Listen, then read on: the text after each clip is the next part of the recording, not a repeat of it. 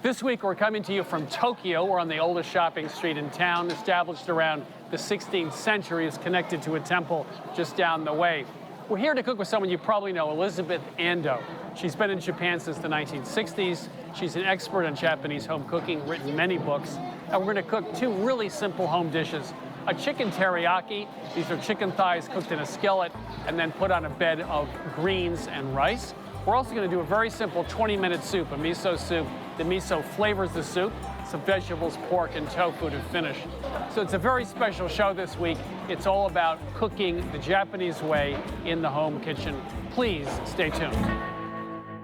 Funding for this series was provided by the following. Ferguson's proud to support Milk Street and Culinary Crusaders everywhere. For more information on our extensive collection of kitchen products, we're on the web at fergusonshowrooms.com. For 25 years, Consumer Cellular's goal has been to provide wireless service that helps people communicate and connect. We offer a variety of no-contract plans, and our U.S.-based customer service team can help find one that fits you. To learn more, visit consumercellular.tv. Cooking happens in the kitchen, but life happens around the kitchen table. The 1919 collection, celebrating yesterday, today, and tomorrow. Visit us at www.1919cookware.com.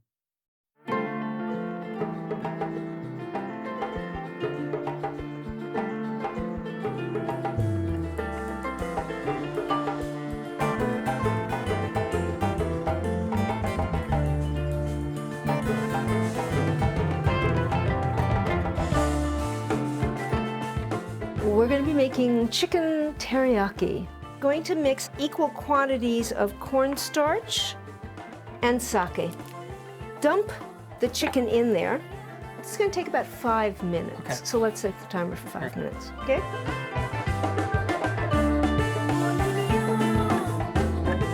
The chicken dish is all about gaman, this knowing when not to mess with it, resisting the urge to intervene. And putting something in the skillet, you're going to be sorely tempted to jiggle the pan, to peek underneath. It's tempting to jiggle, yes? Yeah, it is very Okay. tempting. But we're not going to do it. We're not going to do it.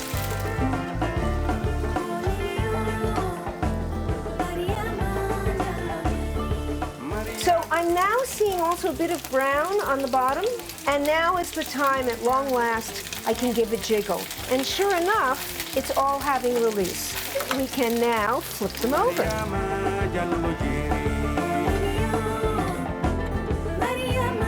And the searing happens first, and the glazing happens afterwards, to let these guys really become acquainted. They are nicely glazing, and actually most of the glazing happens after the food comes out of the pan and then gets poured back on top So you afterwards. reduce the sauce when the food comes out. When you draw a line in a pan and it doesn't fill up right away, it's ready. Let's assemble.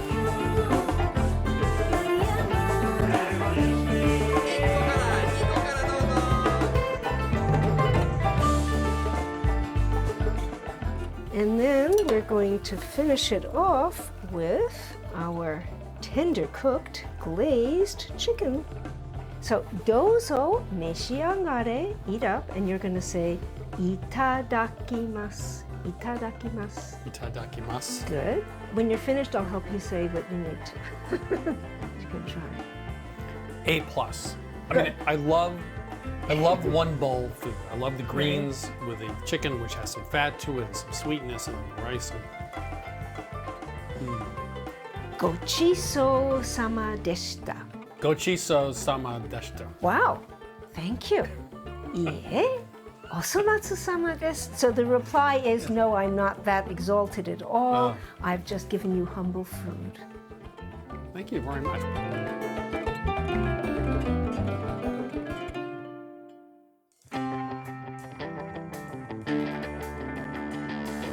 When I was in Tokyo cooking with Elizabeth Ando in her apartment, which has a great view, by the way, of Mount Fuji, which is actually in the distance, of course, we made a number of dishes. One of them is donburi, which means essentially a bowl of rice with stuff on top in the vernacular. And so it's a fast food in Japan. It's something you can cook at home. And this particular one has a glazed chicken on top. I love that notion of a bowl of rice with something simple on top. Teriyaki, we like to think of that as a sauce, but it's really a cooking method. It's a method where you take a meat, chicken, fish, beef, broil it, or you saute it, and then you add a sweet soy-based glaze. Today we're gonna do that with boneless, skinless chicken thighs. The meat stays moist. It's perfect for this. So what we're gonna start with is we're gonna give it a brief marinade. So first of all, it's a teaspoon of soy, and then 3 tablespoons of sake, usually called rice wine. So we're gonna give that a stir to coat, and we're gonna set it aside at room temp for about 20 minutes. If you want to, you can also put it in the fridge for about 2 hours. And while that chicken rests, we're gonna start our glaze. We need to put a small saucepan on medium heat. So we're gonna start with 3 tablespoons of soy, add a little more sake, tablespoon. We're gonna add a 1/4 cup of mirin. Now, mirin is also a rice wine, but it's a lower alcohol content and it's much sweeter. So this helps round it out, give it some complexity. And for a little extra sweetness, we're gonna add 2 teaspoons of sugar. And we're just gonna heat this until it all dissolves. Should take about a minute over medium heat. Now, Chris, the sugar's dissolved, so we're gonna turn the heat off because we don't wanna cook out all those flavors. Then we're gonna add our ginger. Now, this is a tablespoon of grated ginger. We're not gonna cook it any longer because we don't wanna lose that brightness and the zippiness. We're gonna set that pot off to the side and we're gonna make a little cabbage salad. So we're just gonna use green cabbage here. We wanna slice it in half. I'm gonna cut that core out. I'm just gonna slide the knife at an angle and we can cut that in half and work with each quarter one at a time. And I'm just sliding that knife right on my knuckle. My fingers are curled back. And I really like using a cleaver for this. So we have about 1.5 cups of shredded cabbage here. And we're gonna slice 3 scallions now to add a little sharpness and piquancy to it. We wanna do these on the bias because it exposes more surface area, absorbs more flavor. It's also more pleasant to eat. So I'm just gonna cut the tops and bottoms off. Then to cut at an angle, and then we're just gonna cut very finely. It's a nice sound, isn't it? It's a very nice sound. By the way, we have Matt on the show so we can show off his knife techniques, which adds a lot to the Milk Street experience. You know, you are very good with a knife. Well, I'll give you credit for this. So the scallions, cabbage, okay. We're gonna mix that up a little. Then we're gonna dress it really lightly. So we have another tablespoon of soy over the top. We have 2 teaspoons rice vinegar and just a 1/4 teaspoon of good toasted sesame oil, which is very fragrant. So we have the salad, and now we're ready to cook the chicken. Chicken's rested for about 20 minutes. We're gonna cook it in a nonstick skillet over medium-high. So let's get that going. 2 teaspoons of grapeseed or other neutral oil. We wanna heat that till just about smoking because we wanna create a good sear on the chicken. Part of that is also getting the chicken really dry, right? So if we added the marinated chicken straight to the pan, it's gonna splatter, it's gonna be a mess. So we're gonna strain it right now. And we wanna make sure to really strain it pretty well. So I'm gonna use a spatula and sort of work it back and forth a little bit. Now we're gonna add it back to the bowl. And we're gonna coat the chicken with a little bit of cornstarch. So what that does is it helps the browning, of course, but it also gives the sauce something to stick to. We're gonna use about 2 tablespoons cornstarch here. How's our pan? It's ready. Okay. We don't wanna overcrowd the pan. If we overcrowd the pan, it would steam and we'd never get a crust. So we're gonna cook this in 2 batches. Anytime you brown meat, you really wanna give it room. Likes to breathe, right? Yeah, you just keep moving around the pan. But you know, it's a good point. When you're cooking things like this, leave it well enough alone. Don't keep checking it. I mean, grilling any sort of meat, you wanna just leave it alone so it develops a crust. It's about 3 to 4 minutes for each side to brown, and you can start looking, and the edges are gonna start turning opaque. This is a great place to listen because you can hear the meat starting to dry out a bit, can't you? Mm-hmm. Well, you get a bigger snapping, crackling. Yep. Flip those pieces over. So, transfer out of the pan. We need to clean this pan out because if we leave the oil in the pan, that glaze isn't going to stick to the chicken. So just take a paper towel.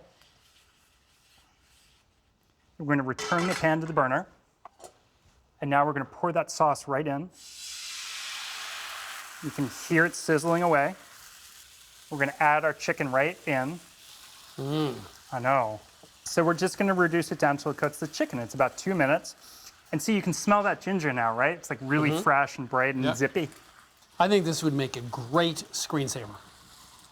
Don't you? Well, I'd like it in smell-o-vision. And you want to keep stirring it so it does glaze evenly. And also so that it doesn't overcook. Smells great, it looks great. It's Nicely mesmerizing. done. Mesmerizing. Now, how do you know when there's no extra sauce at the bottom? It's all glazing the chicken? Yeah, there's going to be a little left over. As you can see, it's just about there. I mean, there's just a little bit of trail behind. So we're going to turn the burner off, and we're really good to go. Okay. A little rice in the bowl first. And it's nice over the sticky short grain rice, which really helps absorb that little bit of sauce. Can you put a little cabbage on the side for me there? Oh, well, you get the side cabbage, okay. I like my side cabbage. Okay. Perfect. There you are. Thank you. That has a lot of flavor. It's got a lot of glaze, too. It's great. It is, and you get that the sake mirin sort of underpins it all. And the ginger cuts through the sweetness. It's not that usual bland teriyaki goo you get.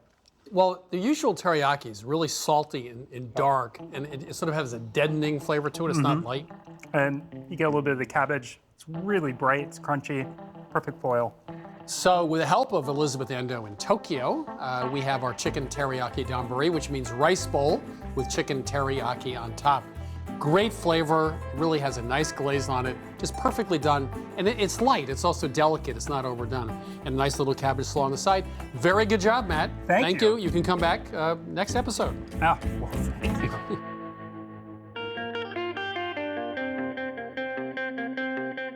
We're here at Milk Street with Kenji Lopez Alt. Kenji, how are you? I'm good. How are you doing? You're going to make this a regular gig. Come and visit and do some cooking classes and teach me today about salt and meat. Salt and meat, yes. We are going to talk about salt and meat, specifically how salt plays a role in sausage. So with sausage, the salt is actually the real essential part of meat. It's actually even built into the name. Salt plays such a vital role, not just in the flavor of the sausage, but actually in the structure of the sausage. Well, what we're going to do here is I have some plain ground pork. I'm going to divide this into 2 different bowls. I'll put about 400 grams of pork into each one. Right there. So to one of these bowls, we're going to add 2% salt, which is 8 grams. There we go. Now, what I want you to do is mix this one up pretty thoroughly. Knead it almost like you're kneading bread. And in fact, it's actually very similar to the way you're making bread dough. So with sausage, when you add salt to the meat, it causes some of those muscle proteins to dissolve so that when you start kneading them, they interlock just like you're making bread dough. And that's what's going to give your sausage structure. So this looks pretty nice. You see how it gets really sort of nice and sticky. And that's an indication that the meat has been worked enough. When you're making sausage, by the way, the only real important parts are the ratio of meat to fat and then the ratio of meat to salt. So now, Chris, if you could form about a 2-ounce patty with that meat, and I'm going to form this about the same size using the ground pork mixture. Okay, so we got 2 2-ounce patties. This one is salted pork, and this one is plain ground pork. So now we're just going to preheat a skillet with a little bit of vegetable oil in there, and we're going to cook these side by side. So yeah, so as I was saying, the salt is the most important part of the sausage, but once you go beyond there, you can flavor it any number of ways. Your salt and your meat is sort of your blank palette for whatever flavors you want to add on top of that. All right, so our oil looks pretty hot there. I'm gonna add the patties.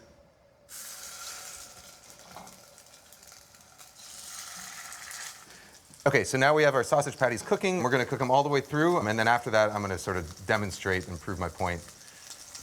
Why am I a little concerned about this demonstrate thing? Because you seem to be smiling. We'll find out. I promise it's safe-ish. Ish.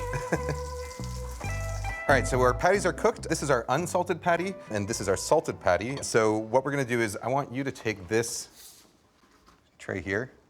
This show's getting very curious. And now what am I supposed to do? You're gonna stand right here. Stand right here? Okay. Yeah, and hold that In front of me? Yeah, yeah. Are you gonna, I'm gonna find out that you're a You've been pitcher to in SeaWorld college before? or something? Yeah. You're in the splash zone right now. All right, so I'm gonna throw sausage patties at you. We're gonna start with the salted one, and we're gonna see what happens when I throw this at you. I'm ready. Okay, ready? Okay, so you saw how that basically just bounced off. There's no damage to it at all. The tiny, tiny little bit of damage right there. And that's what happens when you salt meat. It gives it a really sort of nice, springy, snappy texture, which is what you want in a sausage. Here we go. Yep. So now we're going to do it with the unsalted patty. Ready? Yep.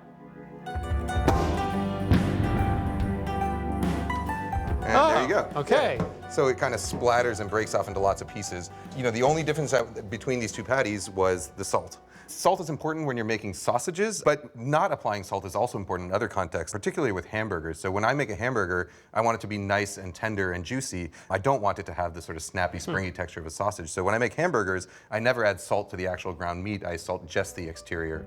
So thank you. Another lesson from Kenji Lopez Alt. Salt your meat if you're making sausage, but don't salt it if you want a tender hamburger.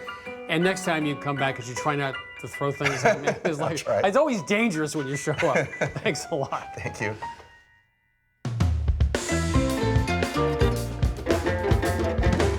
You know, when I was cooking in Tokyo with Elizabeth Ando, the thought occurred to me that most of the world uses water as a basis for soups and stews. Now, every culture has a way of flavoring water. You can use spices, or you can use chilies or ginger, or fermented sauces like soy sauce. But in Japan, there are two ingredients they use all the time to add flavor to a basic thing like water. One of them is kombu, which is an edible seaweed. Now, I did a taste test of 4 different kinds. She soaked them in water for about half an hour, and then I tasted the water, and they were actually quite different, and they use them as a basis. Now, we don't have to use kombu in this recipe, but it does add additional flavor. She also told me that umami doesn't mean meaty flavored, it means enhancing flavor. So they look at kombu as a way to enhance the flavor of the other ingredients. The other ingredient, of course, is miso, which goes into this soup and lots of soups. She used a barley miso in her recipe. We're going to use a white miso. The really dark red misos are a little too strong for a soup like this, so white miso is fine. So miso and kombu are really 2 ways to turn water into a broth without using a lot of meat. So absolutely. That's what I learned. That's good. Japan is surrounded by ocean, after all. It makes sense, right? So this is a pork and vegetable miso soup, so we're going to start with the pork. And this is 6 to 8 ounces of a pork tenderloin. It's already been trimmed of its silver skin and any additional fat, which there isn't really much on a tenderloin. We're going to cut that in half lengthwise. And then we're going to cut 1/4 inch thick slices. Bite-sized slices, they're small enough to cook quickly in the broth that we're going to make later, but they're large enough that they're not going to get overcooked. Tenderloin, as you know, is a really tender cut of meat already, so it's really difficult to go wrong with this. Well, they don't call it tough loin. That's right. There's a reason. So what we're going to do now for the tenderloin is give it a very quick marination and just a little bit of soy sauce. We have 1/4 cup of soy sauce here, and refrigerate it for maybe 20 minutes to an hour at the most. That's enough to let the soy sauce get in there and give it a little bit of a salty flavor, and that's it. So I'm going to go wash my hands and then put this in the fridge. Okay. Okay, Chris, now it's time to talk about tofu. There are a lot of types of tofu out there, as you know, and most all of them are stored in water. But there are certain types that are good for soup and certain that are not. This is a silken tofu, and as you can see, it's already falling apart. It's very, very soft. So it's not appropriate for simmering in a broth, or it would continue to fall apart. This is a firm tofu, which is actually the one that we prefer overall. This is extra firm, which you think might work better in a broth, but it actually stayed a little too chewy, more than we liked. Okay. So this is the Goldilocks tofu. So here we have the firm tofu, and it still has a lot of water. So we're going to press out a little bit of the water that it was stored in. We have paper toweling on the bottom, paper toweling on top, and we're still going to add a little bit of a weight on here, and then we're going to weight the weight with some cans. This needs to sit for about 10 minutes, and the water is going to get pressed out of it. Okay. Now we can start our broth. And we have 5 cups of water that we're going to put into the pot here. Good. Going to turn it on medium. This is the kombu, the dried seaweed you were talking about. It's a beautiful way to add flavor to the broth. It adds a salinity to it, but it also adds that flavor of the ocean. I don't know how to, what's the word for that? The oceanic flavor. Yes. I'm the resident poet here at Milk Street, you can tell. But by the way, this is optional if you don't have kombu, but we like it. It is optional, right. These are shiitakes, another very common ingredient used in Japan, but these are dried shiitakes. As you can see, they're very dry. The flavor is concentrated, and as they rehydrate in the broth, they're going to add even more flavor to it. The important thing is, if you're using kombu, do not let this come to a boil. The problem with boiling kombu is it can make its flavor very harsh and pungent. It can also create a slimy texture, and nobody wants that. I thought you were going to say something like it could explode. Well, I that didn't know. I mean, exciting. it was kind of dangerous, you know. I mean, Okay, we've got some little bubble activity, so we're going to turn this down to low and keep a watch on it to make sure it stays at a low simmer. And then it takes about 15 minutes. okay. So Chris, the tofu has been pressed for 10 minutes, getting most of the excess liquid out of it. And now we're going to do a 1/2-inch dice. So to do that, we want to cut 1/2-inch slices to start, and then just stack these slices and cut 1/2-inch strips. And then we'll turn it sideways, and we're actually getting a 1/2-inch dice here. Lovely. So we'll just let that stay for a minute, and now we're going to come back to our broth, which was simmering for 15 minutes. It's time to remove the kombu. Look at that. It's given us everything it's got to give us. So we're also going to remove the mushrooms, and we are finished with those. So now the tofu goes into the broth, which is richly flavored. And here we have 3 small carrots cut into a 1/2-inch dice also. This is about a 2-inch piece of daikon radish, also in a 1/2-inch. And this is 3 scallions, the white part only, for the soup. We've saved the green parts for the garnish. Okay. And 3 tablespoons of sake. Just gives that one little extra layer of really delicious flavor. So we're going to let this simmer about 5 to 9 minutes, Chris, to let the vegetables get tender. The vegetables are tender, they look good, the tofu's holding up really nicely. We've kept this at a low simmer, and we're ready to add the pork. The pork's been marinating in soy sauce for about 20 minutes to an hour. We're going to drain off the extra soy sauce because the pork has absorbed whatever flavoring we want from that. And then we are just going to add that in. That only needs about 2 minutes to cook through. Really? It. Yeah, just until it's no longer pink inside. You want to keep it nice and tender. So now we come to the miso, which is the last thing this soup gets. We chose white miso for this soup, as you were talking about earlier. Yeah, when we were in Tokyo, Elizabeth used the barley miso, which is really about that color. So a light miso like this or a barley miso, if you could find it, would also work well. Yeah. Would be perfect. And what we're going to do now is incorporate the miso. However, if we put this into the hot broth and try to stir it, it really wouldn't incorporate well. So what we're going to do is soften the miso a little bit with some of this hot broth, about a 1/4 cup. Put that in, stir it up, and we're making it into just a little bit of a looser paste than what it already is. Oh, I can already smell it. Looks smooth enough. Oh, this is going to be delicious. You know, this is the kind of soup you want if it's a really cold day, or if you're just not feeling well, or if you just need to get your health back on track. I just don't look Maybe. well here or what? Okay, we're ready to eat. Okay. And we have our scallion greens here ready to garnish. I feel better already. Healthy. Would you like some? Sure. Okay.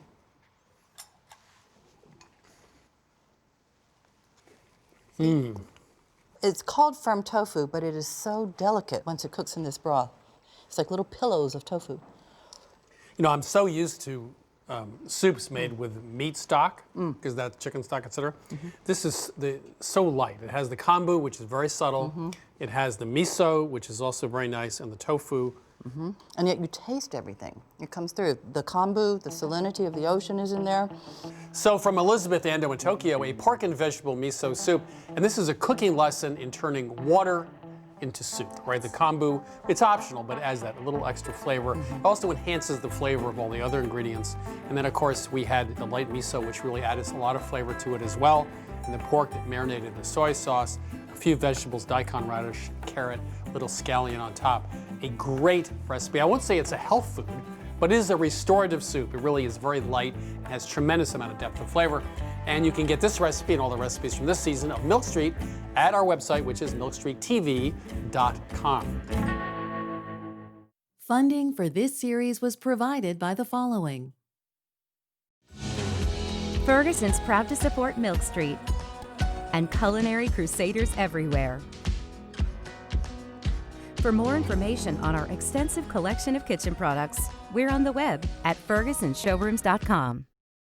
For 25 years, Consumer Cellular has been offering no-contract wireless plans designed to help people do more of what they like. Our U.S.-based customer service team can help find a plan that fits you. To learn more, visit consumercellular.tv. Cooking happens in the kitchen, but life happens around the kitchen table. The 1919 collection, celebrating yesterday, today, and tomorrow. Visit us at www.1919cookware.com.